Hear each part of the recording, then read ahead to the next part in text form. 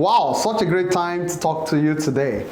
Today I want to talk about transformational leadership in an average, a sub-average society. If you find yourself in a mediocre community, what's going to happen to your transformational leadership strength? That's what I want us to explore today, because as a transformational leader, you must stand for excellence. The culture that drives you must be a culture of excellence. And so if you find yourself in a society where the culture is that of mediocrity, what are you going to do? Thank you so much for joining me today. I am Dr. Joshua Kolawole. I'm a global transformational leadership trainer, and I love to bring out ideals that would help you to lead transformation, especially up to a global scale, because you owe it to yourself as a responsibility to think globally and not locally again, to think in systems and not just from your individual perspective again. You have it as a responsibility to think transformation and not think about just small marginal changes again. So today I would be talking from page 166 of this book, Transforming the Impossible. You need to get a copy if you have not gotten that. It's an excellent book, and trust me, if you're an entrepreneur, an organizational or a national leader, this book will really make a difference. I used to say it that there are books that can change circumstances in your life, but there are very few books you will read in a lifetime that can turn your world around and that can cause massive shift, massive transformation. This is one of a kind of those books. So it's a resource material you would want to have with you. And it talks about the 9 needed agile quality minds for leading sustainable improvement, innovations, and transformation. So let's go ahead about the leadership transformation in a failing or a sub-average culture. Excellence in obscurity is better than mediocrity in the spotlight. Let me read it again. Excellence in obscurity is better than mediocrity in the spotlight. That's according to Liwayo. So I want you to get it clear. It's better to stand for excellence in a small sector than to be average and want to blow yourself publicly. I need you to get it. Mediocrity is defined as a state of being average, being ordinary. You can't afford to just be ordinary or be general, not very good at something. I need you to know that it is the integral quality of a mediocre system to produce substandard outcomes and accomplishments. It is just the natural nature of a mediocre system to bring out sub-average results. What else would you expect them to do? So it is commonly associated with the injection of average capabilities, huge degree of ignorance, inconsistency in most cases, complacency, disorderliness, and indiscipline. These are critical features you will find in a failing or in an average or sub-average society. And so when you want to birth greatness, you need to turn around that culture. That culture is not committed to continuous improvement. It's not committed to monitoring and evaluation. In fact, it's a culture that resists monitoring and evaluation. It's a culture that would not want you to assess it, let alone bring up a report about it. And so there's no goal setting of whatsoever. And even if there are goal setting, it's just on paper. It's not like something being meticulously worked towards. And so there's no commitment to goal achievement. Such systems are not subjected to healthy checks and balances, and there's no feedback in such system.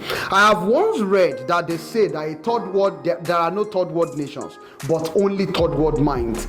Nations with higher percentage of great minds will establish a culture of excellence.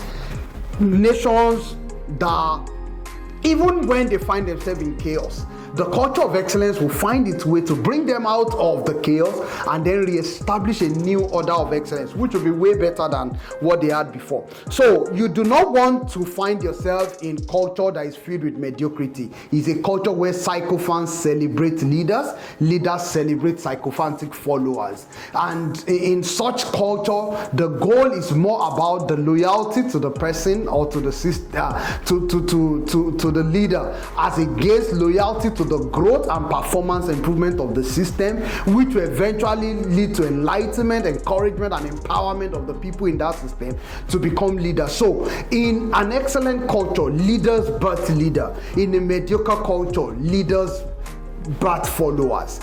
I hope you got the difference. They will remain followers for life.